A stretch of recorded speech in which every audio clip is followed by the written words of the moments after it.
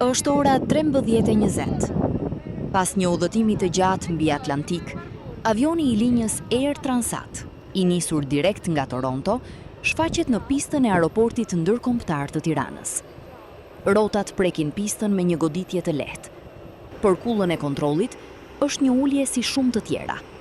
Por për qindra pasagjerë në bord, është fundi i një pritjeje të gjatë. Pas mijëra kilometrash fluturim, ata shohin sërish tokën shqiptare. Në tokë, një punonjës i aeroportit ngre shkopin sinjalizues dhe me lëvizje të sakta e udhëheq drejt vend parkimit. Është rutina e tij e përditshme, por për qindra pasagjerë në bord, ky është një moment që nuk harrohet lehtë. Shkallët afrohen ngadalë drejt avionit. Pas pak qastesh, dera hapet. Të parët që zbresin janë familje me fëmijë, të moshuar dhe të rinj që mbajnë në duar valixhe e çanta. Në fytyrat e tyre lexohet lodhja e një udhëtimi të gjatë, por edhe gëzimi i rikthimit. Për secilin prej tyre, kjo mbërritje ka një kuptim të veçantë. Disa kthehen për të kaluar pushimet me familjen, të tjerë për të takuar prindërit, miqt apo të afërmit që nuk i kanë parë prej muajsh, madje edhe vitesh. Teksa zbresin nga avioni, emocionet janë të dukshme. Gëzimit për rikthimin atë i shtohet edhe një ndjenjë lehtësimi.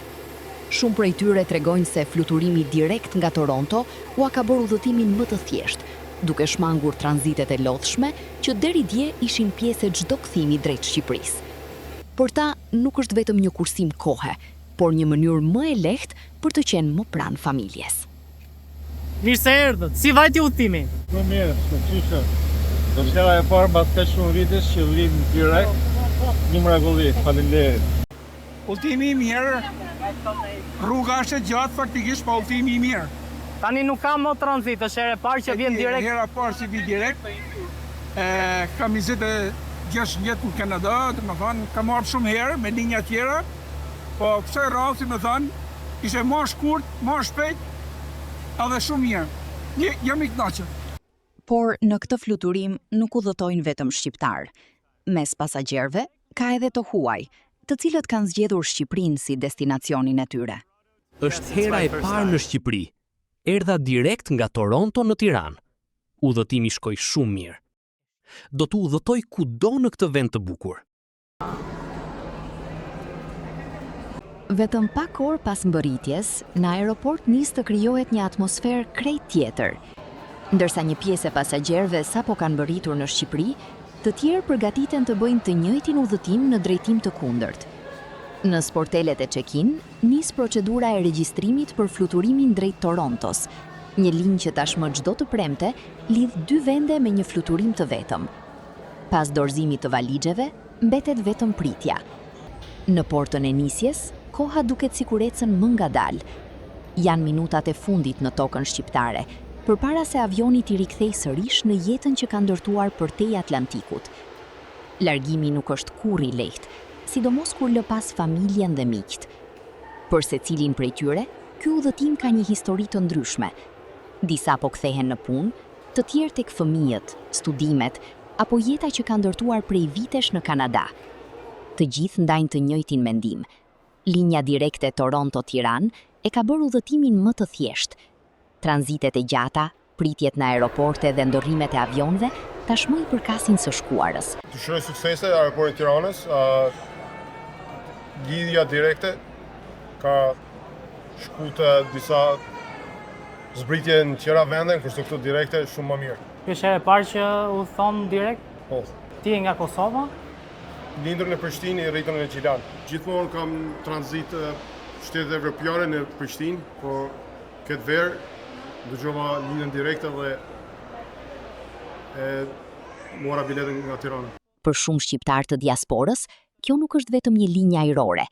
Është një mënyrë për ta ndjerë Shqipërinë më afër dhe për ta bërë rikthimin në vendlindje më të lehtë e më të shpeshtë. Gjëja më e mirë. Është më pak lodhje. Çfarë lehtësirash ka më shumë? Ka lehtësira se kur ndalon në një stacion tjetër, diku në një qytet tjetër për të ardhur në Shqipëri, vonohesh me kontrollet, vonohesh me kohën dhe këto janë lodhje, nuk janë pak. Fluturimi direkt është shumë shpëdhës, është shumë më comfortable si thënë. Sa vite keni në Kanada? 30 vjet. 30 vjet. Po. Keni menduar ndonjëherë kthimin në Shqipëri? Po, shumë herë dhe... Çfarë ju pengon që nuk po kthehemi? Kur krijon familje dhe ke fëmijë edhe vesh gjyrë siç janë bërë unë, është pak më vështirë, megjithatë mendjen e kemi mbrapa. Sot po e provoj këtë. Sot është herë e parë që do shkoni të Rion. Sot po. Më përpara ku si e bëni tranzitin? Nga Austria, nga Gjermania, nga... Ishte e lodhshme? Ishte pret katëron...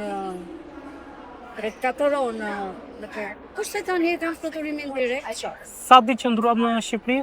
Qëndrova një muaj. Një muaj. Sa herë vini, një herë vit? Një herë. Çfarë i mungon Kanadas që Shqipëria e ka? Çfarë jam të punë?